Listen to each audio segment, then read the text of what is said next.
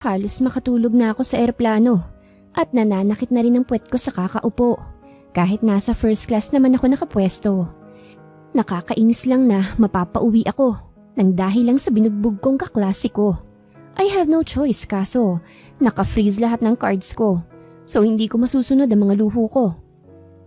Kung magmamatigas ka pa, wala na kaming magagawa. Hindi ka na namin susuportahan kahit mamatay ka pa riyan. Unless kung susundin mo ang huling chance namin sa'yo ng daddy mo. Lagi na lang yan ang umaalingaw-ngaw sa isipan ko sa huling sinabi ni mommy. Nakakainis man subalit, kailangan ko talagang makisama for a while. Medyo matanda sa akin ang asawa ko at mukha namang walang interest yun sa akin dahil business-minded din siya siguro. Siya daw kasing panganay na anak. Yan lang ang alam ko sa kanya. Kaya naman hindi siya siguro magkaka-interest sa kagaya ko. Mamimiss ko talaga ang buhay sa England. Sayang, hindi ko masyadong naitago ang mga paghahasik ko ng lagim doon dahil sinadya ko talagang ibalandra upang umabot sa parents ko. Dumating ako sa NAIA and as expected, sinalubong ako ng driver at 4 na bodyguards. Natawa ako sa isipan na umaasa ako ng 10% na kasamang sasalubong sa akin sila mommy at daddy. Nakangiti at masayang makita ko. Pero bokya, hindi ba nila alam na kaya ako nagpapakariwara sa England para mapansin nila ako at mapagtuunan nila ako ng pansin. Pero imbis na pangalagaan ako dahil sa nag-iisang anak lang ako, ay ipinakasal pa nila ako sa lalaking ni minsan ay hindi ko pa nakikita. Bravo, diba? Ma'am, welcome to the Philippines. Hindi ko tinugon ng bodyguard na bumati sa akin. Hindi na ako mambubuli tulad ng pangako ko sa mga parents ko. Magiging cold-hearted person ako. Ganun kasi nila ako pinalaki eh. Pero hindi nila napapansin yon. Pumasok ako sa kotse at isinuot ang headphone ko. Gusto ko munang umidlip habang nasa biyahe papuntang mansyon. Pero habang nakapikit ay hindi ko maiwasang isipin kung ano nga bang magiging reaksyon nila pagdating ko. Magiging masaya ba sila? O pagagalitan nila ako dahil sa masamang reputasyon na hatid ko sa pamilya namin? Pero kahit ano pa man yon, aaminin ko sa sarili ko na masaya akong makita at makasama sila. I've been longing for their love. Magiging normal na rin sa wakas ang pamilya namin dahil hindi na kami magkakalayo. Dito na kasi sila na destino sa Pilipinas at namuhay pansamantala. Iniwan nila ako sa lola ko sa England nung bata pa ako. Hanggang sa namatay na ito at nagdalaga na ako. Hindi ko alam ang reason nila pero napaka-unfair, diba? Ni hindi nila ako kinuha matapos mamatay si lola. Dahil ang alam nila, hindi ako makakapag-adjust sa buhay ng Pilipinas. Wala silang kaalam-alam na pinapunta ako ni Lola ng palihim sa Pinas at mag-vacation dito kapag walang klase. Ramdam kasi ni Lola na hindi ko mahanap ang sarili ko sa England. Siya lang ang nakakaintindi sa akin. Nakakalungkot lang na wala na siya. Siguro masaya na siya ngayon dahil tulad ng gustong-gusto ko ay nakauwi na ako ng Pilipinas at dito na ako maninirahan. Sa sobrang pag-iisip ko ay hindi ko na malaya na dumating na kami sa mansyon. Andito na po tayo, ma'am. Binuksan ng isa sa mga bodyguards ang pintuan. Pupungas-pungas pa akong lumabas habang nakatunghay sa mga maids na nakahilera sa labas. Mapait akong ngumiti nang hindi ko maaninag ang magagaling kong magulang. Tumango sila sa akin bilang paggalang. It was 7 p.m. Magdi-dinner kami for sure pero napansin ko na hindi kinuha ng mga maids ang gamit ko sa trunk ng sasakyan. Ngunit pinagsawalang bahala ko yon. Pagkapasok ko ay nakita ko ang mga magulang ko sa dining area. Nakaupo na sa hapagkainan. Wow! Am I existing? Hindi pa naman sila nakakapagsimulang kumain pero may pain pa rin sa side ko. Yun bang dapat masaya sila kasi titira na ako sa lugar na to. At finally, magiging pamilya na kami. Pero walay. Nagpapaka-cold-hearted person ako pero tinatapatan nila yon. What a shame. Gusto kong maluha pero pinipigilan ko yon. Sa wakas, dumating ka na rin anak. Anak? Seryoso? Ngayon lang nila ako napansin? Welcome to me. Sarkastiko kong sabi. Ako na mismong nag-welcome sa sarili ko na ipinagdadamot nila sa akin. Akalain mo yun? Kakauwi ko for the first time sa sarili naming bahay pero wala man lang warm welcome. Mabuti pa tong napakalakit and granding mansyon na to.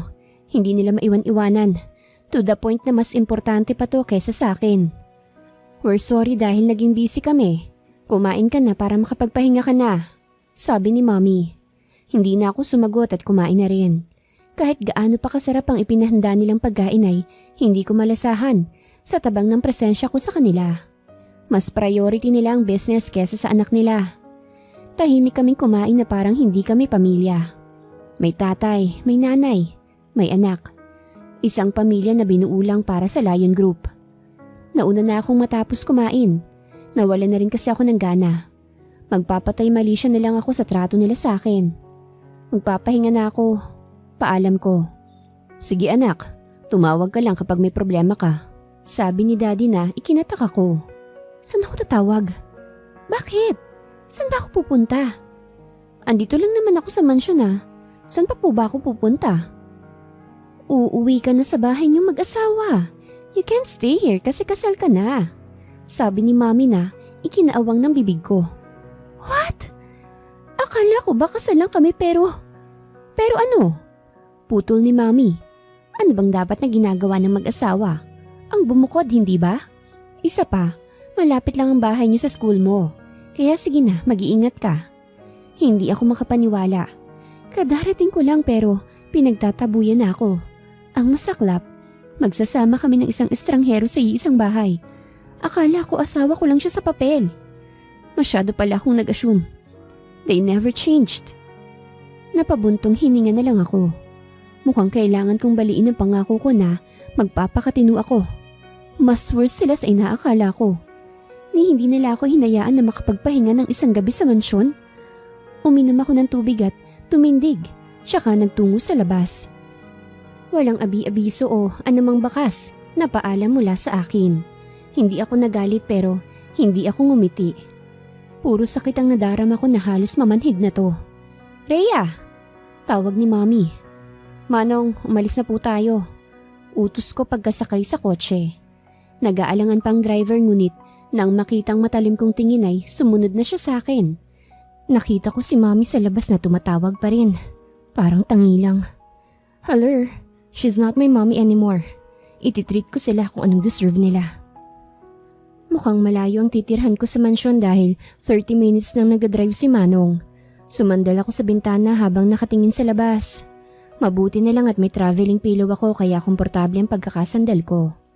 Habang nakatingin sa labas ay hindi ko maiwasang ikumpara ang lugar sa England sa Pilipinas.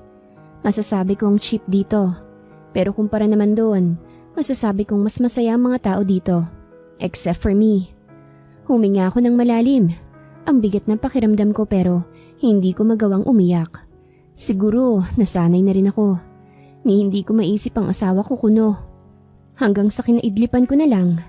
Nagising na lang ako nang gisingin ako ni Manong. Ma'am, andito na po tayo. Pagdilat ko ay tiningnan ko ang orasan sa harapan ng sasakyan. Napabalikwas ako dahil mag-aalauna na ng madaling araw. Ganun pala to kalayo? Sa liblib na lugar na pala ako dinala ng parents ko. Pwede na ba akong pumalakpak ngayon? Maligayang pagdating, senyorita. Ako po si Manang Lala, ang tagapagsilbi rito.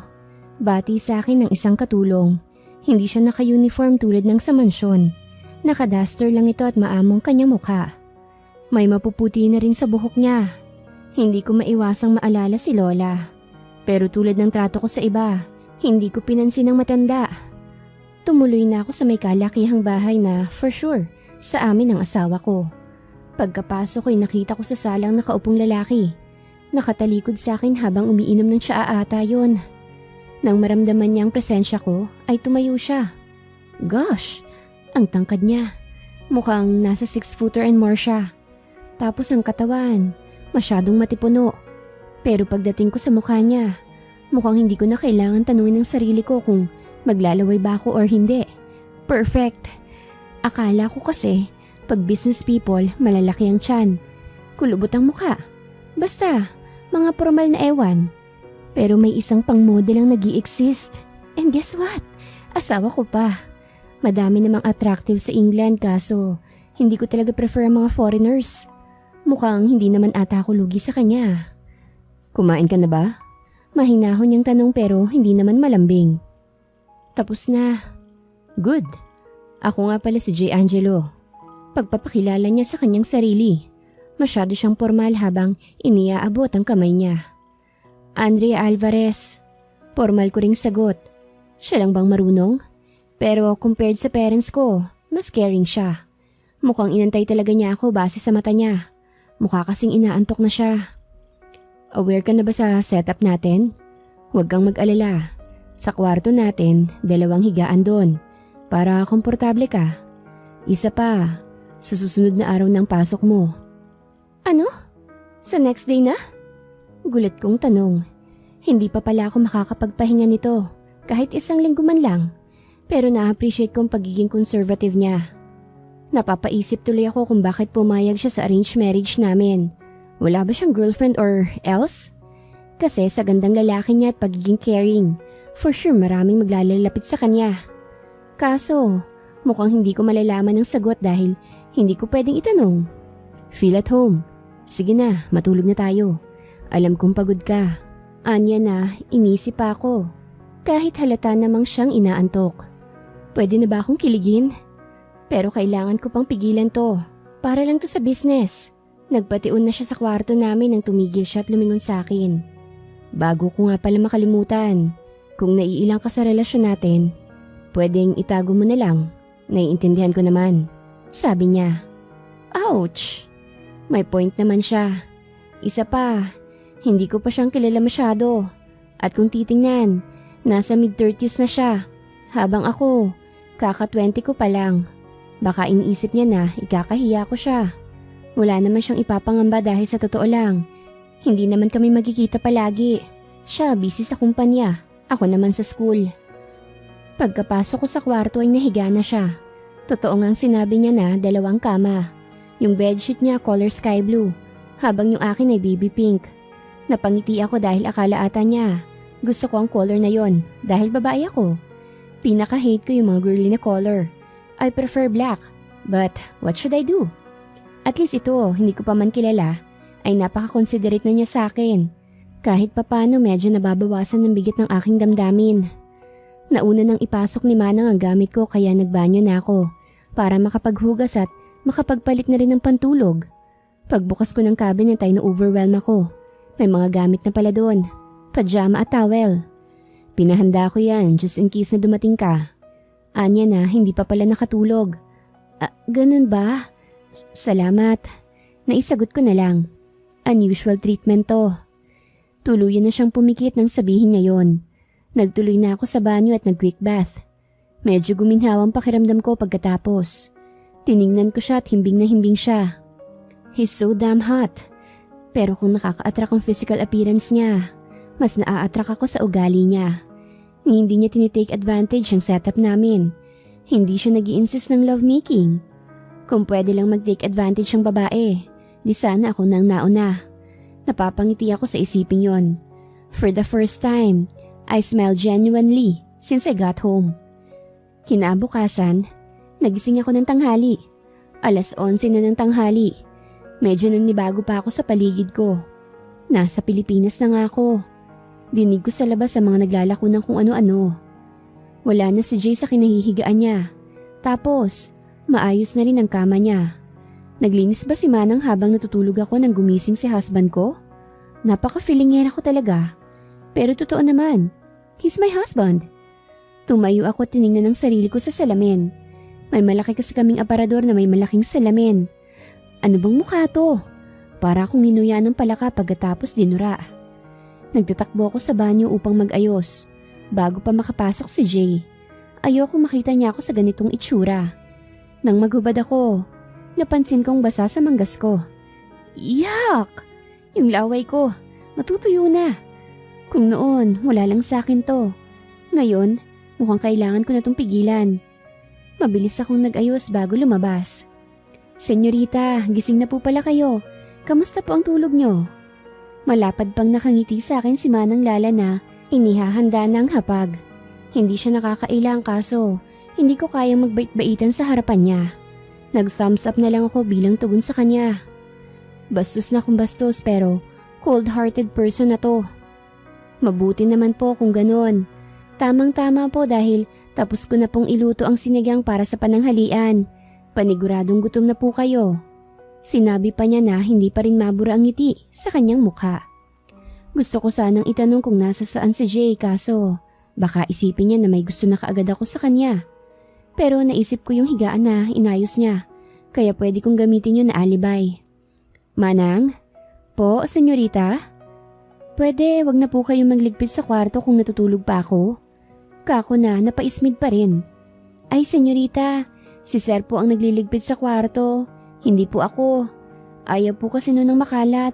Siya po ang naglilinis doon. Patay. Yung higaan ko, hindi ko nailigpit. Kailangan kong bumalik sa kwarto at magligpit bago pa siya makauwi galing office. Nakakahiya na baka isipin niya na makalat ako. Well, makalat naman talaga ako. Pero nakakahiya pa rin. Excuse muna, babalik ako. May nakalimutan lang ako. Pagpapalusot ko. Manang, kakain na po ba? Tawag ni Jay na kararating lang. Imbis na nakasutay, nakashort lang siya, sando at nakashoes. Pawis na pawis at may nakasukbit na towel sa kanyang batok. Nakabanda rin ang kanyang buhok ng pulang panyo. Napatulala ako sandali pero agad akong umiwas ng tingin nang bumaling siya sa akin. Hindi ko kaya rito. Ang gwapo niya. Gising ka na pala. Alika, kumain na muna tayo. Kung gusto mo mag-exercise next time, may maliit tayong gym dyan sa kabilang room. Imbita niya. Pero matutunaw na talaga ako kung mananatili pa ako rito. Oh, sige. Teka, may nakalimutan lang ako sa kwarto ah. Pagpapalusot ko dahil baka hindi ko na makontrol ang pag-iinit ng mukha ko. Hindi ko na siya inantay na makasagot dahil mabilis ko siyang tinalikuran. Pagdating ko sa kwarto namin ay mabilis kong isinarang pinto at sumandal sa pinto habang sapo ang aking puso. Ano ba itong nararamdaman ko? Bakit kasi ang lakas ng apil ni Jay eh? Hindi pa humuhupa yung tibok ng puso ko nang may kumatok sa pintuan. Rhea, are you okay? Boses ni Jay yun. Oo, okay lang. May gagawin lang ako sandali. Mauna ka na munang kumain. Taranta kong tugon na sana ay hindi niya nahalata. Mabilis akong nagtungo sa higaan at inayos ang kubrekama ko bago pa niya makita yon. Kahit na anong ayos ko'y lukot pa rin ang bedsheet. Nang tingnan ko yung kay Jay ay medyo nakaramdam ako ng hiya. Ang linis ng pagkakasalansan ng kanyang higaan. Naisip kong mag-YouTube. Bahala ng matagalan. Sakto pagkatapos niyang kumain ay natapos na rin ako. Baka hindi ko rin kasi kayanin kapag nagkasabay kaming kumain. Halos umabot ng 20 minutes nang ayusin ko ang bed ko. Ginawa ko kasing step by step. Hindi pa ganun kapulido pero masasabi kong okay na rin to. Lumabas na ako para kumain. Pagdating ko sa hapagkainan ay nagulat ako. Nakaupo si Jay habang nakatingin sa cellphone niya. Andito na po si senyorita. Iinitin ko po muna ang sinigang. Sige manang, sagot ni Jay. Kung ganun ay hindi pa pala siya kumakain simula nang nagtagal ako sa kwarto. Talagang inantay niya ako? Umupo ka na. Anya na, kalmado pa rin. Hindi ba siya galit? Ay, mukhang natuyan din siya ng pawis. Ano ka ba naman, Rhea? Wala na akong nagawa kung hindi ang umupo. Tahimik kaming kumain hanggang sa matapos kaming dalawa. Pumasok siya sa kwarto namin. Napangiti ako. Siguro, bibilib siya sa akin kapag nakita niyang maayos ang higaan ko. Nanatili ako sa sala upang manood sa Netflix. Pagkaraan ng kalahating oras ay lumabas na siya sa kwarto na nakasuot na ng polo na kulay black at slacks. Naka-TikTok din siya na shoes. Ngayon pa lang ata siya papasok sa office o baka naman may meeting siya. Hindi ko siya nilingon o tinanong man lang. Baka sabihin niyang napaka-ususera kong babae. May ipapabili ka ba? Sabihin mo na lang kay Manang para pag uwi ko, makabili ako. Anya bago lumabas. Tumango naman ako hanggang makaalis siya. Nakaka-touch naman siya. Pati ba naman yun iniisip niya? Buong hapong nanood ako kasi bukas papasok na ako.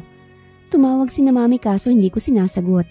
Si Manang ang nakipag-usap sa kanila at dinig kong sinabi niya na okay lang ako rito. Whatever. Marunong din pala silang mga musta. Noon, pinaubaya ako kay Lola. Nang mamatay naman si Lola, sa lalaking hindi ko naman kilala ako tinaboy. Parang allergic silang makasama ako. Ang kakapal na mukha. Gumabi na't wala pa rin si Jay. Naghapunan akong mag-isa kasi sabi ni Manang nakakain na daw ang asawa ko sa labas.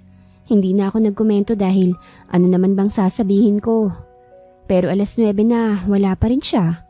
Nahiga na rin ako, baka kasi abutan niya ako sa sala at isiping inaantay ko pa siya. Habang nakahigay nakatitig lang ako sa kisame. Hindi pa rin kasi ako makatulog dahil kay Jay. Baka kasi napano na siya? Wow, concern? Nawala din ang isipin kong yon nang marinig kong ugong ng sasakyan sa garahe. Biglang kumabog ng mabilis ang puso ko na animoy. Excited na excited ako. Crush ko na ba siya? Bago pa siya makapasok ay pumikit na ako. Sa pintuan pa lang ay narinig kong nag-uusap sila ni Manang. Mahina lang subalit sapat na para marinig ko. How is she?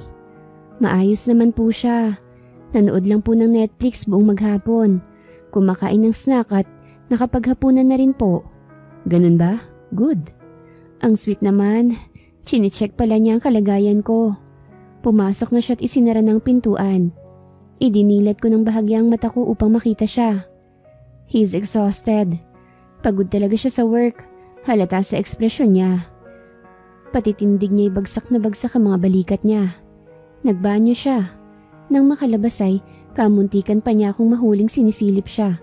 Nang bumaling siya sa akin. Gosh, kamuntikan na yun ah. Narinig kong lumapit siya sa akin at naramdaman kong iniangat niya ang kumot ko hanggang sa leeg. Pagkatapos ay parang nilakasan niya ang lamig ng aircon. Lord, pwede na ba niya akong i-boom boom? Sa sobrang pag-i-imagine ko ay mukhang nauna pa ata siya sa akin makatulog. Nang lumingon ako sa kanya sa akin pala siya nakaharap ng tulog. Kamuntikan pa ako mapasinghap. Mabuti na lang at mahimbing na siyang natutulog. Dahil doon ay tumagilid din ako paharap sa kanya at nakatulog na rin kalaunan. Kinabukasan, nagising ako sa lakas ng alarm clock. Wait, hindi naman ako nag-set ng alarm ah. Naiirita pa akong umupo. Nakapatay na rin ang aircon kaya hindi na masyadong malamig. Pagtingin ko sa gawin ni Jay ay wala na siya ron. Sa kanya pala galing ang alarm. Mukhang nauna pa siyang magising bago tumunog ang orasan. 5:30 AM pa lang. Ay, nakakatamad bumangon. Nagulat ako nang makalabas na siya sa banyo. Nakatapis lang siya ng tuwalya kaya kita kong nakahilera niyang 6-pack abs. Tuloy, gusto ko nang mahiga ulit at magkumot at magtulog-tulugan. Pasensya ka na kung nag-set ako ng alarm. Maligo ka na dahil maaga pa tayo sa campus. Anya na wala sa kanya na makita ko siyang ganun. Ako naman, kunwari, chinecheck ko ang phone ko. Baka isipin niya na pinagpapantasyahan ko siya. At the same time, na-excite ako sa sinabi niya. Kung ganun, siyang maghahatid sa akin sa school? Kung magkakaroon man ng feeling sa pagitan namin, for sure magiging responsable siyang asawa sa akin. Maligo ka na. Anya na hindi pa rin ako nakagalaw sa higaan. Mabilis akong tumalima. Matigas ang ulo ko pero ganun-ganun lang niya ako utusan. Napapasunod niya ako. Naisip ko na ang mga isusuot ko dahil inihanda ko na yun before matulog. Nang matapos ako ay wala na siya. Kagaya ng dati, malinis siyang lumabas sa room namin. Kaya I have no choice but to do the same. Sabay rin kami nag-agahan. Tahimik lang kami kaso may awkwardness. Kasi pasulyap-sulyap siya sa akin. Is there something wrong? Nang mapansin niya na napapansin ko na siya napatikhim siya. Uminom muna siya ng tubig bago nagsalita. Pasensya ka na, Rhea. But since you're my wife, pwede bang ibahin mong pananamit mo? Ayokong hatiyang damit mo. Tapos maiksi pang palda mo. OMG! Like, what did he say? Since you're my wife? Dapat magagalit ako dahil ayokong pinupuna ang damit ko kaso napataas ang kilay ko na tila hindi ko naiintindihan ang sinabi niya. Kung pwede sana magpalit ka ng damit. Sabi niya na diniretso na niya ako sa kung ano man ang gusto niyang sabihin. Actually, crop top lang ang suot ko with miniskirt, with matching leather jacket at boots. Hindi ba to uso sa Pilipinas? Pero dahil ayokong magmukhang pasaway sa harap niya himalang naging masunurin ako. Long sleeve na loose Korean style ang isinuot ko. Tapos sa baba ay black jeans, straight high waist. Nanlaki ang mata niya nang makita ko. Siyempre, kung ayaw ng fitted ay kaya ko pa rin maging fashionable on the other way around. Hindi na siya umangal. Ibig sabihin, approved. Sumakay na kami sa kanyang kotse. Actually, 2 kotse namin dahil yung isa, Dinadrive ni Manong kapag may pinamamalengke si Manang. Or baka magamit ko kapag wala si Mister. Char! So anyways, back to reality. Smooth naman ang biyahe namin. Katabi ko siya sa driver's seat pero parang hindi ako nag-i-exist dahil focus na focus siya sa pagmamaneho.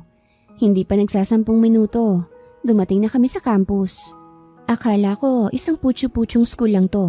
But I was wrong. Malaki rin siya at magandang buildings. Ewan ko lang sa loob. St. Laurent Academy? Basa ko sa pangalan ng school. So, academy pala to. Yes. And by the way, na-enroll ka na rito. Here's your credentials. Napanganga ko. So kung ganoon, start na pala ng pag-aaral ko today. Hindi enrollment. Tiningnan ko kung anong kurso ko. At napanganga ako nang makitang BS Biology ang kinuha sa akin. I'm not good in science pero hindi ko magawang magreklamo kasi hindi ko rin naman alam ang gusto kong course. Sige, thanks. Ibinaba na niya ako sa may gate. Hindi ko inaasahan na marami ring feeling aesthetic sa lugar na to. Pero kapag tinitingnan kong suot nila, alam kong mga fake yun. Ipinakita ko sa guard ang ID ko na nakuha ko rin sa envelope ng mga credentials. Okay naman ang picture ko dahil kinuha ang picture ng ID ko sa England. Hinanap ko kagad ang room ko. Naisip kong magpaka-low-key at hindi ko ibubunig ang pagkatao ko rito. Rule number 1, never trust anyone. Mahirap na. Ayokong magkaroon ng bad reputation kay Jay. Inspired ang lola niyo, no? Malaki rin pala ang academy kaya medyo nahirapan ako sa paghahanap ng room ko. Mabuti na lang at nakapagtanong ako sa mga staff. Pagdating ko sa area ng department namin, kung nasaan ang room ko ay marami na palang students. Yung iba nasa loob, tapos yung iba nasa hallway lang. Baka kasi hindi pa dumarating ang professor namin. Ako? Pumasok na ako para makapili ng mauupuan. Sa last row ako umupo. Mahirap na. Wala akong ka-close dito. Maraming nagchichikahan. Nagpapakilanlan sa bawat isa. Kasi nga first day of class and as a freshman, maninibago ka talaga. Napansin ko na pumasok na rin yung kanina'y nasa hallway lang. Ayun si sir. Sabi ng isang estudyante. Umayos naman ang upo ang lahat. Pagpasok ng professor namin ay nanlambot ako. Tama bang nakikita ko? Si Jay ang magiging teacher namin sa major subject? Inilibot pa niya ang kanyang paningin na tila ba iniistima kung gaano kami karami. Sa tansya ko ay nasa 30 na kami. Kaya nang madako ang tingin niya sa akin, ay saka pa lang siya yumuko. God, chinek ba niya if nakarating ako rito? Kakilig! Pero wait, bakit siya naging professor? Kung ganoon, hindi siya namamalakad sa kumpanya? Ang alam ko siyang panganay na anak ng mga Norman. Putik, ang gwapo ni Sir. Sabi ng isa kong kaklase na mukhang malandi dahil umaga pa lang sabog na ang kanyang make-up. Mukhang single pa si Sir. Wala naman siyang ring eh. Sagot naman ng katabi niya. Narealize ko na wala pala talaga kaming singsing kaya napaismid ako. Aakalain tuloy na single lang ang asawa ko. Kainis? Hindi ko naman pwedeng ipangalandakan na asawa ko dahil magmumukha lang akong desperada. Maraming nagpapantasya sa asawa ko na hindi ko alam kung ikakatuwa ko ba yun o ikakainis. Pero inisip ko na lang na at the end of the day, uuwi kami sa isang bahay at ako ang asawa niya. Sanya Ricardo, 20 years old. Pagpapakilala ng babaeng sinabi kong sabog ang makeup. Pagkatapos ay matamis na ngumiti kay Jay na mukha namang hindi umepekto sa asawa ko. Buti nga sa kanya. May Kasolidad, 21 years old. Pagpapakilala naman ng isa sa kanina'y kausap nung Sanya. Halatang nagpapakyut sa asawa ko. Ewan ko ba kung bakit nabubwisit ako, wala naman silang ginagawa sa akin. Hanggang sa sunod-sunod na ang nagpakilala. Halos lahat naman kinikilig kapag tumatayo, pati mga babae maliban na sa mga street na boys. Hanggang sa ako nang tumayo. Rhea Alvarez, 20 years old. Pagkatapos ay umupo na ako. Hindi ako ngumiti o nagpakita ng emosyon man lang, pero ngumiti si Jay nang makaupo ako.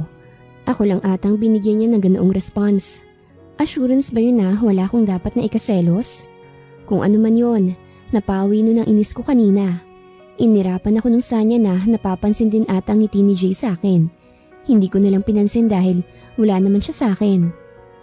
I'm Jay Angela Norman, your professor for your major subject, which is general biology. I'm expecting a high grade from all of you. Do you understand? Yes, sir. Masiglang sagot ng mga kaklase ko, except from me. Wala na tayong oras kaya mag-iiwan ako ng research sa inyo for advanced lessons bukas para mabilis na ang lahat. At isa pa, isusulat ko rin ang mga gamit nyo para sa subject na to. Any question? Paliwanag niya. Bahagyang natahimik ang lahat na tila pa nahihiya. Nagparolyo na lang ako ng mata kahit halatang halata naman na may gusto silang sabihin. Sir? Taas kamay nung Sanya. Yes, Mr. Ricardo?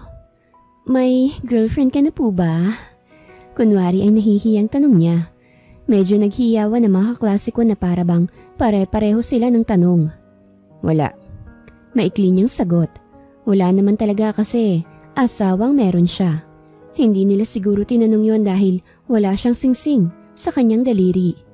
Kinilig naman ang lahat na tila ba nagkaroon ng pag-asang lahat sa sagot na yon. Miss Alvarez, do you have a question? Gulat akong narinig ko ang tanong ni Jay. Napatunghay ako sa kanya na napataas pa ang kilay ko. Po? Mukhang wala naman po. Good, sagot niya. Sinisigurado talaga yan na naiintindihan ko ang lahat. Tinago ko ang kilig. Kita ko ulit kung paano ako ismira ng Mika at Sanya. Mamatay sila sa inggit. Nagsulat na siya sa whiteboard at pagkatapos ay nagpaalam na. Class dismissed. Sumulya pa siya sa akin sa huling sandali at lumabas na. Ilang segundo pa lang ay nakareceive ako ng message from a unknown number. May kantin sa loob. Huwag kang kumain sa labas. Delikado. Kung may kailangan ka, pumunta ka lang sa department. Si Jay to. Halos gusto ko nang magtitili. Nakuha pala niya ang number ko. Agad kong sinave ang number niya at ang inilagay kong contact name ay husband. Natural lang naman yun, diba? Masaya akong lumabas sa classroom for my next subject. Nakita ko pa siyang nasa pintuan ng office na may kausap na babae. Mukhang co-teacher niya. Yung ngiti ng babae kala mo kung sinong kinikiliti. Pero di hamak na mas maganda naman ako ron. Isa pa, mas gurang yun kesa sa akin. Kaya ayos lang. Nagmadali akong umalis para hanapin ang room ko ulit. Natapos ang klase ko at lunchtime na. Mabilis ang mga naging ganap na hindi ko namalayan na tanghali na pala. Hi Miss Alvarez, di ba? Sabi ng lalaking mukhang lalampa-lampa. Makapal ang kanyang eyeglasses. Mukhang malala ang sira sa kanyang mata. Halatang nerd. Payatin at basta siya yung tipong bulihin.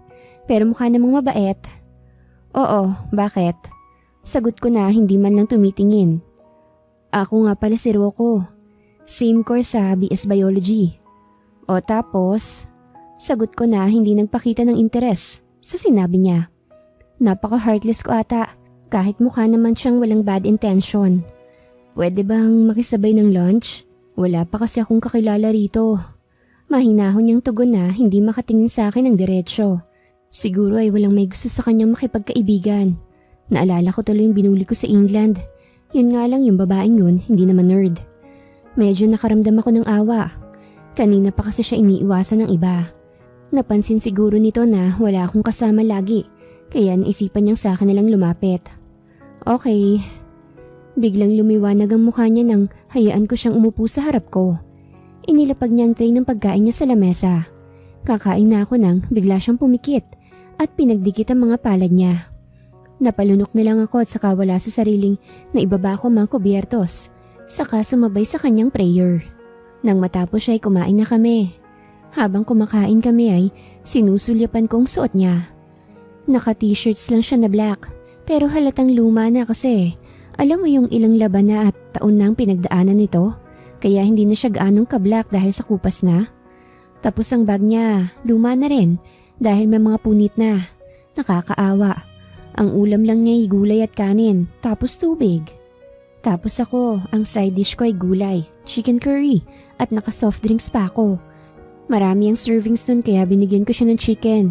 Hindi rin naman ako malakas kumain lalo na kapag rice. Salamat.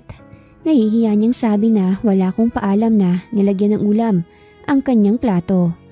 Ang kagaya kasi niyang tao, kapag nag-o-offer ka, tatanggi yun tapos mahihiya. Mas okay na diretsyong ibigay para hindi na makatanggi. At least hindi mo kang kaawa-awa. Nakatira nga pala ako sa Quezon Province. Nag-boarding lang ako rito dahil sa pag-aaral. Kwento niya kahit hindi naman ako nagtatanong. Nakinig na lang ako para hindi siya ma-offend. Look who's here, mga loser. Komento ng pamilyar na babae. Nang tingalain namin ay sina Sanya at Mika nga. At may kasama pa silang iba. Mukhang nasa ibang department. Hindi namin kakurso. Hindi ko sila pinansin. Si Rocco naman ay parang natatakot, kaya nakatungo lang. Tamang nilapitan mo, Rocco. Kapwa mo loser. Anang Mika. Base sa sinabi nito, mukhang nasa iisang school sila dati. At sa reaksyon naman ni Rocco, bulihin nga ito. Lumayas nga kayo riyan. Gusto ko tong pwesto na to. Pagtataboy sa amin ni Sanya. Nauna kami rito, wala ring nakasulat na pangalan nyo. Malamig kong tugon. Umalis na lang tayo. Bulong ni Rocco. Kaawa-awang nila lang. Mukhang alam na nito ang kaya nilang gawin. Umalis na kayo riyan kung ayaw niyong magsisi. Kita mo siya? Si Jessie. Senior na siya rito. Kaya kung ayaw niyong mapariwara, umalis na kayo. Banta pa ni Sanya. Kaya naman pala mukhang gurang ang kasama niya kasi senior na pala to. At mukhang walang pinagkatandaan. Kung uhulaan ko, mukhang nasa criminology department siya. Base na rin sa polo shirt na uniform niya. Tumayo ako at hinarap sila. Bakit? Ano bang kaya ng mukhang tomboy na yan? Senior ba ka mo? Dahil ba ilang beses nang bumagsak sa ilang subjects? Kaya hindi makagraduate-graduate? Pasaway at tampulan ng away, kaya pinantatakot mo sa amin? Manliligaw mo bang mukhang hindi naliligo na yan, ha? Sagot ko sa kanya habang nakatitig ako sa mga mata niya. Mukhang tama ang sinabi ko nang mapamulagat siya sa mga sinabi ko. Graduate na ako sa bullying kaya nababasa ko ng mga kagaya nila. Napalunok si Sanya. Hoy, anong sinasabi mo? Sagot ng Jessie na itinulak pa ako sa balikat ng bahagya. Napatayo si Rocco at taawat sana. Anong nangyayari rito? Bigla ay dumating si Jay. Sir, kasi po gusto lang naming makiupo kaso bigla siyang nagsalita ng kung ano-ano sa amin. Hindi ba Rocco? Pangangatwiran ni Sanya na ginamit pang inosente. Naging mabait ang kanina'y demonita. Napatingin ako kay Rocco na natatakot pa rin. At base sa itsura niya, mukhang kakampihan niya ang mga yun. Bago pa man makasagot si Rocco ay naunahan na siya ng asawa ko. Narinig ko lahat ng pinag-usapan niyo kanina. Masama ang magsinungaling. Alam niyo ba yun? Hindi na kayo mga bata. Sabi ng asawa ko, mabuti nga sa kanila. Tila nahiya naman sina Sanya at Mika dahil huling-huli sila sa akto.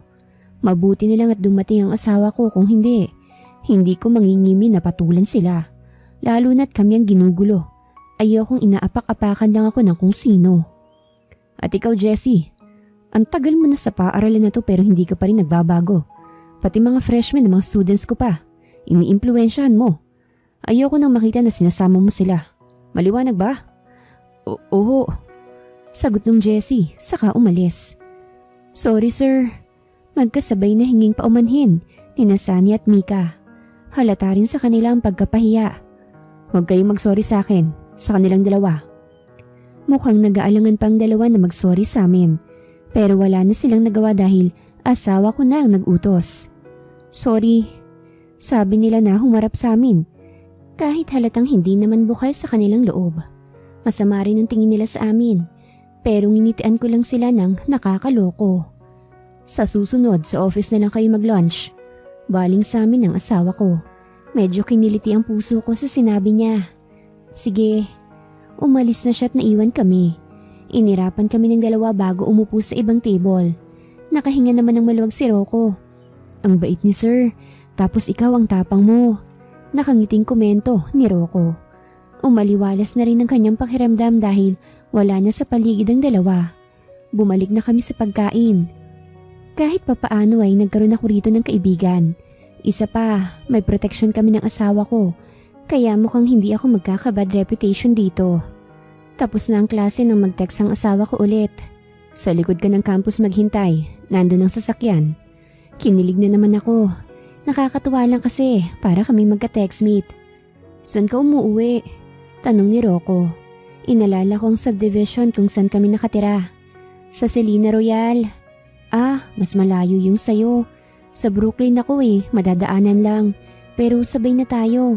Sa akin ng pamasahe. Tutal, may discount pag dalawang sumakay sa tricycle. Alika, anyaya ko sa kanya. Pumunta kami sa likod ng campus at inantay ang asawa ko. Ba't andito tayo? Sabay ka na sa amin. Nagulat pa siya nang dumating si Jay. Agad pa siyang bumati rito. Sasabay siya sa atin, sabi ko.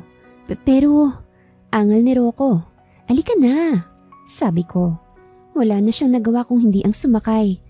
Mukha ring magtatanong siya kung bakit kami nakasakay sa professor namin. Kaso, nanatili na lang siyang tahimik. Nasa passenger seat kami ni Rocco. Nang dumating na kami sa Brooklyn ay pumara na siya. Dumampot pa siya ng barya upang magbayad. Ano ka ba? Walang bayad to. Sabi ko. Salamat. Anya.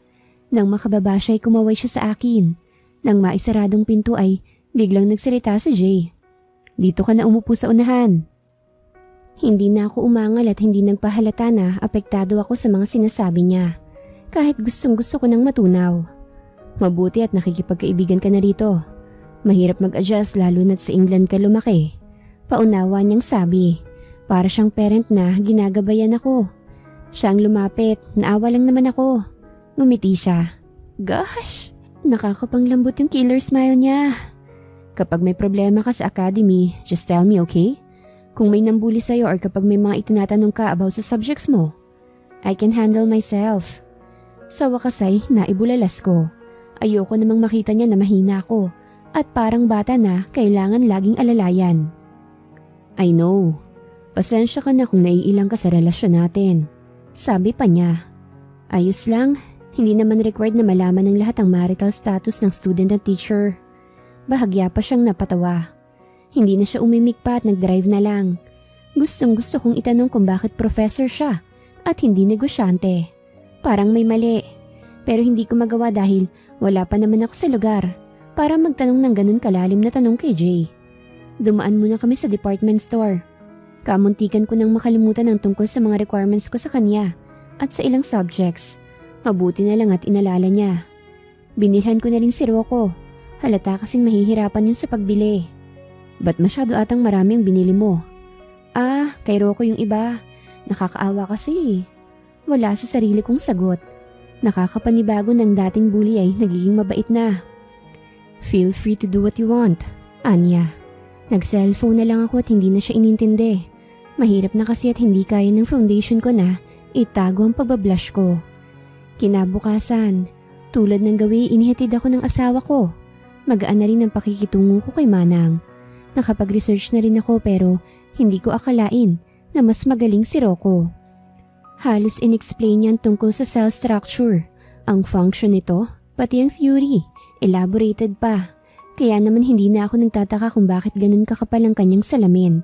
Maraming pumalakpak, isa na ako ron. Pinagawa kami ng activities and as expected, wala siyang gamit. Kaya naman sobrang tuwa niya nang abutan ko siya ng mga gamit. Laking pasasalamat niya. Basta, i-tutor mo ko mamaya Biro ko sa kanya. Walang problema, ano ka ba? Masaya niyang tugon. Hindi ko na malaya na nakatingin sa amin ang asawa ko. Nang mapatingin ako sa gawin niya at pasikreto siyang nag-thumbs up. Kaya hindi ko maiwasang ngumiti sa kanya. Tulad ng sinabi niya, sa office niya kami kumain. Siya ang bumili ng food kaya nalibre kami ni Rocco. Masarap po pala pag libre, sir. Pagbibiro ko pa kahit afford ko naman lahat ng bilihin. Isa pa, pera niya ay pera ko rin. Sana araw-araw ganito. Dugtong ko pa habang masayang sumusubo. Hindi naman naiilang si Rocco sa amin dahil akala talaga niya ay dalawa kaming nalibre. Basta araw-araw, pinagbubutihan yung pag-aaral nyo. Sabi ng asawa ko na matamis na ngumiti sa akin. Lord, pwede mo na ba akong kunin bukas? Dama ko na ang ulap sa paligid ko. Makakaasa po kayo, sir. Sagot ni Rocco na ikinawala ng pagpapantasya ko. Habang kumakain kami ay may lumapit sa amin na teacher. Yung babae na kausap ng asawa ko kahapon. Sir Jay, ito ang ulam mo, niluto ko yan, kaya masarap yan. Malambing niyang abot sa asawa ko. Napasulyap naman si Jay sa akin bago inabot ang ulam na nasa Tupperware. I rolled my eyes. Halata naman kasi na nagpapapansin siya kay Jay. Salamat, sabi ng asawa ko. Umalis yung teacher na malapad na nakangiti. Nawalan tuloy ako ng gana. Adobo lang palang niluto niya eh. Napakaisin, akala mo special. Tinikman ko yon. Mas masarap pa yung ulam ni Manang Lala. Bulong ko. Nasiko naman ako ni Rocco. Uy, baka marinig ka. Napanguso naman ako. Nakakainis lang. Kinain ng dalawang mokong ang ulam. Siguro dahil nakikita ng bruhang yun at ayaw ma-offend ng asawa ko. Nang matapos ang lunchtime ay tumalilis na ako ng alis. Hindi na ako nagpaalam pa kay Jay. Bahala siya kung mahalata niyang nagagalit ako. Kasi galit naman talaga ako. Narinig kong nagpaalam si Rocco sa kanya saka hinabol ako. Uy, ba't naging bad mood ka? Siguro crush mo si Sir No. Pangangantsaw pa sa akin ni Rocco. Naiinis na nga ako tapos dinagdagan pa niya. Hindi ko nga siya crush no. Hindi daw. Nakaukit nga sa buong mukha mo eh. Naiinis ka nung lumapit sa kanya si Ma'am Dina. Huminga ako ng malalim at hinarap ang ususera kong kaibigan. May sasabihin ako sa iyo at sana wag mo itong ipagsasabi. Isa tong malaking sikreto. Talaga? O sige. Asawa ko si Professor J. Napatili ang bakla, kaya mabilis kong tinakpan ng bibig niya at itinulak siya sa kanyang bumbunan. Ano bang reaksyon yan? Huwag kang maingay. Naiinis kong saway. Totoo ba yan? Bakit siya malapit sa atin, Aber? Kaya pala ganun pala siya ka-attentive sa'yo eh.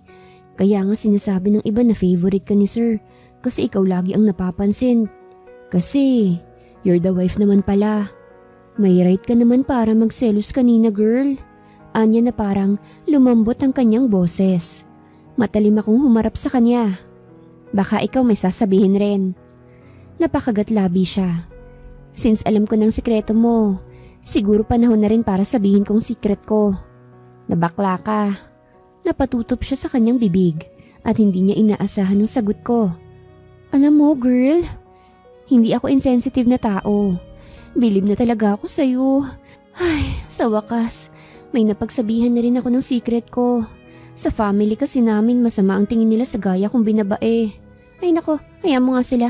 Abutin mo ang pangarap mo, matatanggap ka rin nila. Thank you sis. Napahawak pa siya sa kanyang dibdib na para bang maiiyak sa tuwa. I have my crop tops and sexy shorts sa house. Mga brand new pa yun, ibibigay ko sa'yo yun. Ayaw kasing ipasuot sa akin ng asawa ko eh. Napatili na naman siya at kalaunan ay nagpigil. Baklang to talaga, masarap sa pakin. Pero sa totoo lang, ang saya ko dahil kahit papaano ay may kaibigan na ako. Bad image din ako sa family ko bilang isang bully sa England. Pero ito, nagpapakabuti na ako for the sake of Jay. Thanks Rocco. Rika, pag tayo lang no? Anya na, tinampal pa ang braso ko. Mabuti na lang at wala sa paligid sina Sanya at Mika. Kilala pa naman nila si Rocco. Hoy Rocco, gawan mo nga kami ng assignment. Sabi ni Sanya na bigla na lang sumulpot sa kung saan. Inihampas pa nilang libro sa dibdib ng kaibigan ko. Hindi naman nakaimik si Rocco at halatang nabahag na naman ng buntot. Kaya ako nang humarap sa kanila. Kinuha kong libro at inihampas sa ulo ni Sanya. Nanlaki ang mata niya nang hindi niya maiwasan yon. Aray! How dare you! Hinarap ko na siya. Tutal, siya naman ang nanguna. Isa pa, galit ako ngayon. Hindi naman masama kung sa kanya ko ibubunto ng galit ko, di ba? Hindi lang masama ang ugali mo, no? Humpak pang makeup mo. Bobo ka pa. Sabi ko na pinamulagatan siya ng mata upang maitatak sa kokote niya kung anong klase siyang babae. Hoy, ako? Bobo? Hindi mo ba ako kilala? Isa sa mga din ng tita ko rito. Kahit sa inyo pang academy na to, wala akong pake. Tama na Rhea. Awat sa akin ni Rocco. Ha? Talaga? Galit na sabi ni Sanya na inatake na ako. Pero bago pa niya ako mahablot sa buhok ay sinipa ko na siya sa kanyang mukha. Dahilan upang matumba siya. Anong ginawa mo sa kanya? Si Mika naman ang sumagot. Susugod na sana siya kaso umupo ako at iniskira ng paa niya. Kaya natumba siya. Hindi ko na sila inupakan dahil alam kong may CCTV rito. At least, makikita na self-defense lang ako. Dumating ang guard at pinagalitan kami. Marami na ring nanonood sa amin. Yuck! Mga freshman pa naman, kabago-bago nagrarambulan na. Bulungan ng mga nakakakita. Pati si Jay ay dumating din at napailing sa nagawa ko. Pero hindi ko pinansin yon.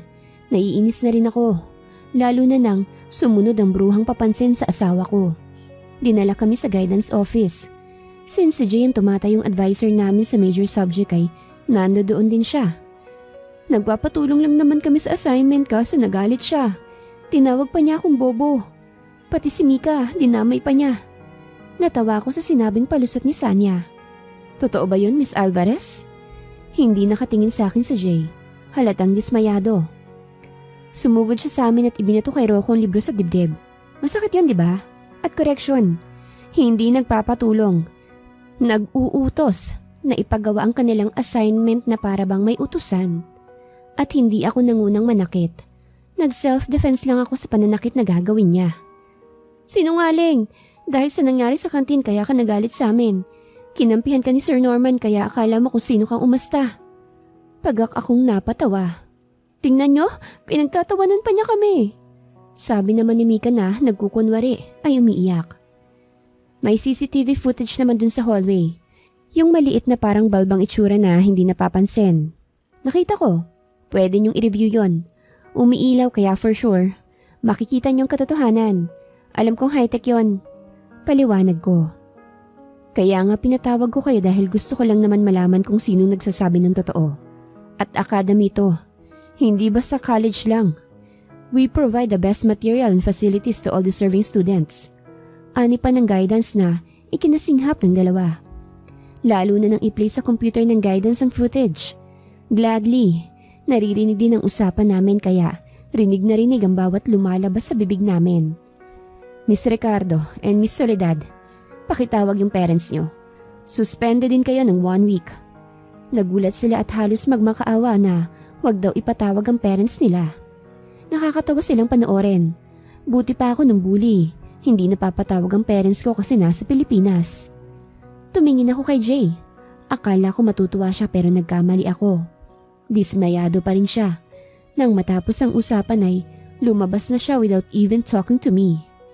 Naging tampulan kami ng usapan pero hindi ko pinapansin yun. Sanay na kasi ako.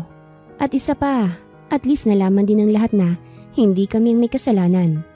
Nang papauwi na kami ay medyo naging tahimik sa kotse. Walang kumikibo. Pero ako, chill lang. Nang maibaba namin si Rocco ay doon palang nagsalita si Jay. Bakit basta-basta nalang nag-iibang mood mo? Basta-basta ka ring umaalis pagkatapos mong kumain. Ni hindi ka nagpasalamat sa ibinigay na ulam ni Miss Huang ko. Pagkatapos malalaman ko pa na nakipag-away ka. Wala ka sa England, Rhea. Nag-init ang tenga ko sa mga sinabi niya. Eh di yun palang kaninang pinagpuputok ng butchi niya. Saan ako magpapasalamat? Doon sa babaeng papansin sa'yo? Hindi naman malasa ang luto niya eh. Halatang papansin lang yun. Isa pa hindi ako nakipag-away. Silang sumugod sa amin. Alangan naman hayaan ko silang apakapakan lang kami. Hindi ako umuwi rito para gawing kawawa lang. That's not what I meant, Rhea. Ang sa akin lang, keep your manners.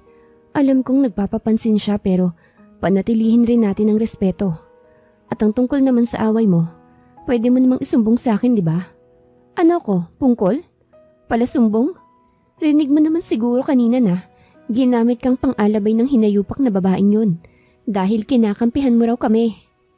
Malamang kakampihan kita kasi nasa tama ka. Pero hindi lahat ng bagay nadadaan sa init ng ulo. Ano bang alam mo, ha? Kaya kong sarili ko. Sagot ko. Hindi na siya nagsalita nang ma-realize niya na hindi ako magpapatalo. Napabuntong hininga na lang siya. Hindi ko siya maintindihan. Hindi niya makuhang point ko. Alam naman niyang asawa ko siya. Nagbibigay siya ng hope sa babaeng papansin na yun by accepting a gift from her. Malamang may inis ako. Ano ko inutil? Asawa niya ako. At kahit hindi niya ako mahal, dapat nire-respeto niyang status namin. Isa pa hindi na ako bata. Iniiwasan kong mambuli pero akong nilalapitan ng bully. Not all the time. Tatakbo ko sa kanya at magsusumbong na parang bata. Okay na yung sa kantina na ipagtanggol niya na kami. Pero for the second time around, medyo tagilid na. Magkakaroon pa talaga kami ng issue if palagi siyang nasa side ko. Nakauwi kami na walang kibuan. Babatiin sana kami ni Manang ngunit hindi rin niya naituloy nang mapansin na mabigat ang aura naming dalawa. Halata naman kasi masyado. Pagkatapos niyang magbihis ay lumabas na siya sa kwarto. Umidlip ako para naman medyo lumamig ang ulo ko. Nakakainis kasi. Sa tuwing naiisip ko kung paano niya sabihing i-keep ko ang manners ko dun sa huwangko na yon, bumabalik ang init ng ulo ko. Nagising na lang akong bandang 7:00, malapit ng hapunan. Lalabas sana ako nang makarinig ako ng mga nag-uusap sa labas. Mukhang may komosyon. Nilak ko ang pinto bago ko idinikit ang tenga ko sa pintuan. Naulinigan ko si Jay at sina Mommy. Mukhang hindi lang parents ko ang nando doon nang banggitin ni Jay ang daddy at mommy niya. Mukhang bumisita sa amin ang mga parents namin kaso mukhang nagtatalo sila. Ano bang pinagtatalunan nila? You need to file an annulment. Bumalik ka na sa negosyo, anak. Sabi ng barakong boses na sa tingin ko ay galing sa kanyang ama. Ano yun? Pinaghihiwalay kami? Mas lalo kong idinikit ang tenga ko sa pintuan. I'm sorry Jay sa ginawang kahihiyan ng anak namin. Pwede mo na siyang hiwalayan. Sabi ko na nga ba't wala naman siyang magagawang matino rito. Sabat naman ni Mommy. Wow ha? Ako? Hindi gumawa ng matino? Napakuyom ako ng kamao sa galit. Sarili niyang anak sinisiraan. Pagkatapos niya akong ipakasal na parang baboy. Ngayon, paghihiwalay niya kami na parang wala lang. Anong klase silang magulang? Hindi ko na malaya na nagsisilaglagan na ang mga butil-butil kong luha. No, I will not file an annulment. Ito ang pangarap ko na maging professor. Isa pa, mabait ang asawa ko. Hindi ko inaasahan na hindi niyo kilala ang sarili niyong anak. Nang dumating ba siya, nakasama niya ba kayo? Nakatulog ba dun sa mansyon na dapat ay doon siya lumaki? Tama kayo. Nasangkot siya sa gulo kanina. Pero pinagtanggol niya ang sarili niya at ang bago niyang kaibigan. Nagkagulo lang, siya na agad ang pinagbintangan niyong may sala. Nakikinig siya sa akin. Hindi siya bulakbol. Nag-aaral siya ng mabuti. Mabait siya pero hindi niyo yun nakikita. Now I know kung bakit naging ganun siya sa England. Kasi mismong mga magulang niya, hindi siya kilala. And to you, Mom and Dad, may pangalawa kayong anak na gustong sumunod sa yapak niyo. Pero bakit sa akin niyo pinipilit ang kumpanya? Dahil ako ba ang panganay? Kinasal na kami ni Rhea. Bilang koneksyon sa kanila. Ngayon gusto niyo kaming maghiwalay. Pwede ba? Umalis na kayo. Kaya na namin ang sarili namin mag-asawa without your help. Halos bumuhos na parang lumaragas ang ulan ng mga luha ko sa mga naririnig. Yung mga gusto kong sabihin sa parents ko at isampal sa kanila ay siyang nakapagsabi. Yung mga hinanakit ko ay siyang naglabas nun bilang asawa ko. At higit sa lahat, pinanindigan niyang pagiging mag-asawa namin kahit may hindi kami pagkakaunawaan. Hindi ko alam na nakikita niya ang mga good side ko. Sa maiksi naming pagsasama ay mas nakilala pa niya ako kesa sa sarili kong magulang. Muli akong humiga sa kama habang humahagulgol. Sobrang sakit ng nadarama ko. Pati yung gutom na kanina'y nararamdaman ko ay nawala na rin. Hanggang sa kinatulugan ko na lang. Wala rin naman kasi akong balak na lumabas kung nandyan pang magagaling naming mga magulang. Rhea, gising na anak. Tawag ni Manang. Napabangon ako nang wala sa oras. Pagtingin ko sa wall clock ay 10:00 na pala. Bakit namamaga ang mata mo? Umiyak ka ba? Napayakap ako kay Manang. Mabuti pa siya. Tinatanong kung anong lagay ko. Naramdaman kong hinihimas niya ang likod ko na parang bata. Ang sarap sa pakiramdam na may masasandalan ako. Katulad ng pag-aaruga sa akin ng lola ko noon. Anak, kung may problema ka, huwag kang mahihiyang magsabi sa akin ha? Malambing niyang sabi. Nang kumawala na ako sa pagkakayakap sa kanya, pinunasan pa niya ang luha ko. Ayos na po ako. Sagot ko sa ngumiti. Napanatag naman siya nang makitang okay na nga ako. Halika na't kumain ka na. Si Sir Jay ang nagluto dahil may mga bisita kanina, kaya walang nakapaghapunan. Napakagatlabi ako nang maalala kung paano niya ako ipinaglaban sa mga magulang namin. Nailang tuloy ako sa kanya dahil hindi pa kami nagiging okay. Sumunod ako kay Manang. Sa hallway pa lang ay amoy ko na ang mabangong luto ni Jay. Hindi ko alam na magaling din pala siyang magluto. Pagkarating namin sa hapagay nakahanda ng mga pagkain. Nakakahiya kasi si Jay pang gumawa nun na dapat ay ako sana. Umupo ka na. Sabi ni Jay na galing kusina at may dalang mangkok ng ulam. Kalmado lang ang pagkakasabi na para bang hindi kami nag-away kanina. Marunong ka pala magluto? Naitanong ko. Kasi sa totoo lang, wala akong alam. Pero willing naman akong matuto kung sakali. Yup, noon pa man. Gusto ko na maging independent. Kaya marami akong natutunan mag-isa. Mabuti pa siya. Strong at independent. Habang ako, busy sa paghahasik ng lagim para lang mapansin ng parents ko. Pero okay na rin yun dahil nakilala ko si Jay. Umupo ako at naglagay ng kanin sa plato ko. Nakaupo na rin si Manang at si Jay. Hindi ko alam kung anong niluto niya pero for sure, masarap yun dahil ang bango. Nakatakip kasi ang mangkok. Nang buksan ko ay nagsalubong ang kilay ko. Adobong manok? Naibulalas ko. Bahagi akong nainis kasi parang inspired siya sa binigay ng Miss Wang ko na yon. Oo, sabi mo kasi hindi masarap ang luto ng co-teacher ko, kaya pinagluto kita. Agad ring nawala ang inis ko at napalitan ng panlalambot ng tuhod. So, ibig sabihin, para sa akin pala yon. Kaya senyorita, huwag ka nang malungkot. Sabat ni Manang. Hindi ko tuloy maiwasang ngumiti. Nagbablush ka ba? Tanong ni Jay habang nilalagyan ng ulam ang plato ko. Napasulyap ako sa kanya at bahagyang nataranta. Lalo na't kahit nakatuon siya sa paglalagay ng ulam sa akin. Pero halata naman sa ngiti nito ang pangaasar. Hindi ah. Agad kong naisagot saka inirapan siya. Duh! Lalagnatin ako no, kaya mainit ang mukha ko. Kaya namumulang mukha ko. Depensa ko pa. May lalagnatin bang ganadong kumain? Sagot niya. Hindi ko na malayan na sa pagkataranta ko'y wala sa sariling ilang beses akong sumubo. Halos hindi ko na nga malasahan ang kinakain ko. Nagutom lang ako. Anong oras na ba? Okay, sabi mo eh. What the heck? Ba't lalo siyang pumupogi kapag umingiti siya? Parang ayaw ko matapos ang gabi na to. Natapos kaming kumain ng maayos. Tinulungan ko si Manang magligpit at maghugas ng plato. Asawa ko kasi ang nagluto. Baka sabihin wala naman akong silbi. Char! Nang nasa kwarto na kami, lumapit siya sa akin.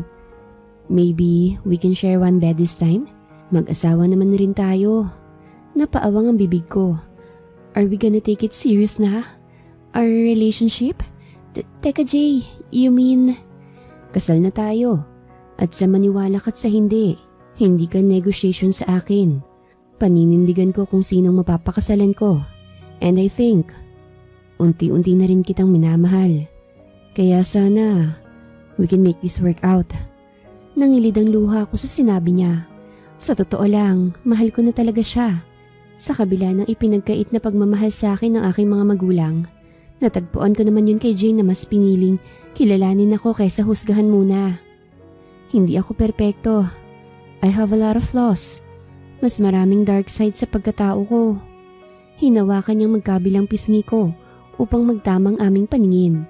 Saka pinahid ang kanyang daliri ang mga luhang nagsisilaglagan. Unti-unti ay inilapit niya ang mukha niya sa akin hanggang magtagpo ang aming mga labi. Buong pagmamahal niya akong hinalikan na aking namang tinugon. Maingat niyang inilapag ang katawan ko sa kanyang kama habang patuloy naming pinagsasaluhan ang mainit naming pagmamahalan. Pagkatapos ay dahan-dahan niyang tinanggal ang damit ko.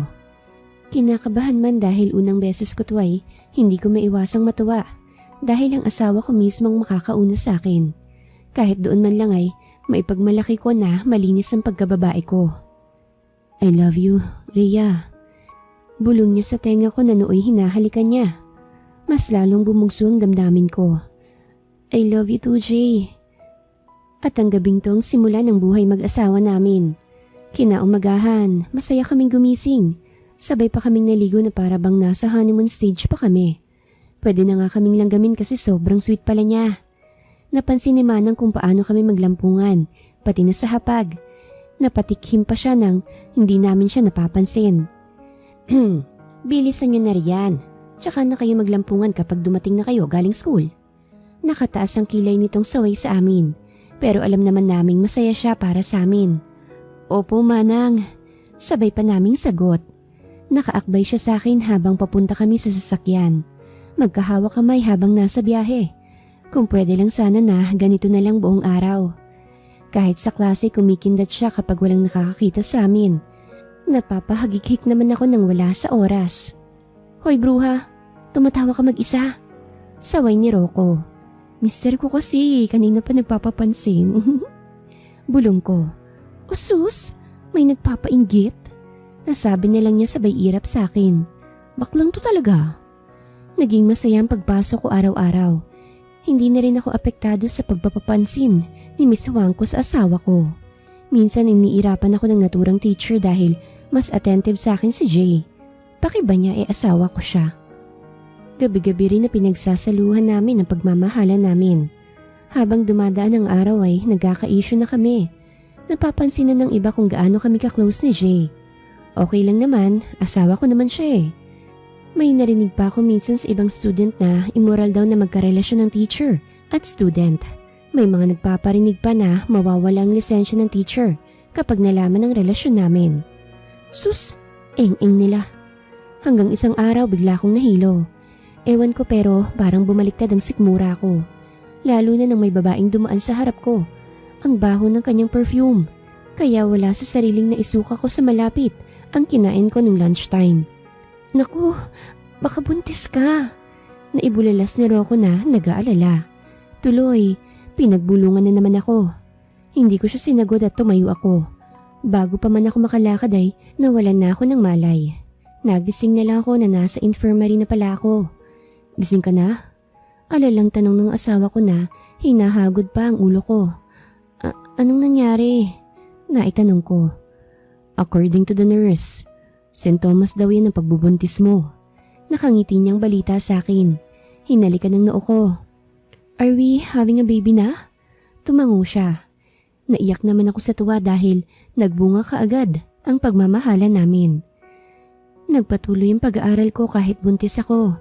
Hindi pa naman malaki ang tiyan ko. Despite of that, hindi pa rin alam ng lahat na asawa ko si Jay, kaya kami ang issue sa campus. Ayun yung babaeng nagpabuntis sa gwapong professor oh. Yuck! Agad bumuka ka dahil lang mabait sa kanya si Sir Norman. Inakit ata niya eh. Buti sana kung hindi mawala ng lisensya si Sir nang dahil lang sa kanya. Sinadya talaga nilang iparinig sa akin ang mga panghusga sa akin. Ngunit patay mali siya lang ako. Nasa kantin kami this time. Hindi kami nakasabay kumain kay Jay dahil may urgent meeting daw sila. Ang sarap isampal sa kanila na asawa mong nakabuntis sa'yo. Bulong ni Rocco na naiinis na rin. Hayaan mo na. Sagot ko kasi ang tamlay ko talaga. Ganito pala pag nagbubuntis. Laging masamang pakiramdam kaso bawal ma-stress. Natapos ang meeting at may dumating na mahalagang tao dito sa kantin. Binati sila ng mga estudyante. Pati si Rocco ay napatayo nang makilala kung sino yon. Lumapit sila kung nasaan kami nakaupo. Nang tingnan ko sila ay nagulat ako. Hala, mukhang isususpend siya dahil nabuntis siya ng teacher. Bulong-bulungan na naman ang mga chismosang students. Anak, mag-home study ka na lang kasi. Baka mapano pa kayo ng apo ko. Sabi ng mami ko. Okay lang ako mami. Gusto kong nagpupunta sa school. No, you can't. Pumayag na rin ang husband mo. Kung mag-aaral ako sa bahay, maboboard lang ako. Naparol yung mata ni mami. Halatang concern niya. Lalo na't nagsorry siya sa akin noong mga panahon na pinagtatanggol ako ni Jay sa kanila. Isama mo na itong kaibigan mo sa bahay niyo. Kayo ang mag-aral doon. Ako nang bahala sa gastos niya. Napatutop naman sa bibig ang bakla kong kaibigan. Kaya napangiti ako. Hindi na ako maboboard. Napapayag din niya ako kaya niyakap ko siya. Gulat na gulat ang lahat nang malaman na anak ako ng may-ari ng academy. At asawa ko, si Mr. J. Angelo Norman. Tila ba nahiya sila sa akin. Yung iba, naglakas loob na humingi ng pasensya sa akin. Wala naman ng issue sa akin yun dahil hindi na ako kagaya ng dati. Nakafocus lang ako sa pag-aaral at sa asawa ko. Isa pa, may tunay din naman akong kaibigan. Kaya wala akong masasabi. I get what I deserved. Paano ba yan? Hihimas-himas na lang ako sa alaga ko. Kasi hindi na to pwedeng ipasok eh. Baka masundot pa si baby. Sabi ng asawa ko isang gabi. 8 months na ang tiyan ko kaya masyado na tong malaki. Ikaw Mr. Norman Napaka-professional mo sa school pero ang pusok mo sa 4 na sulok na to. Sagot ko sa kanya. Hinampas ko pa siya dahil inaamoy-amoy pa niya ang leeg ko. Syempre, Saan ko pa ba ilalabas tong init ko kung hindi sa'yo? Ikaw lang naman ang makakita kung paano ako manabig sa pagmamahal at katawan mo. You're mine, Rhea. Masuyo niyang sabi na kung saan-saan niya pinalalandas ang kanyang palad. Wala na akong nagawa kung hindi gawan ng paraan to. Kaya naman pumwesto na ako sa paanan niya.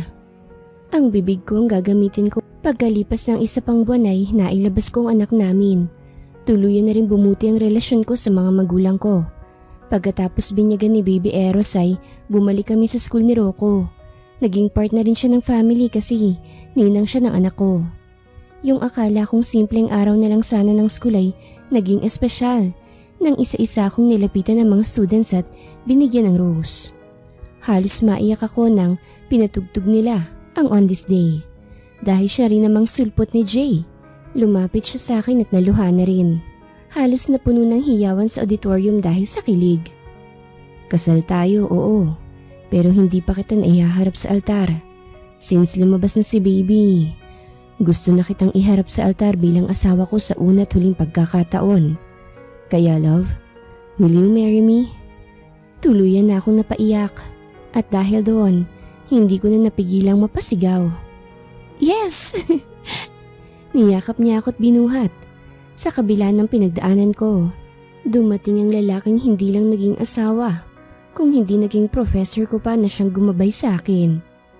And this is the start of our happy endless after.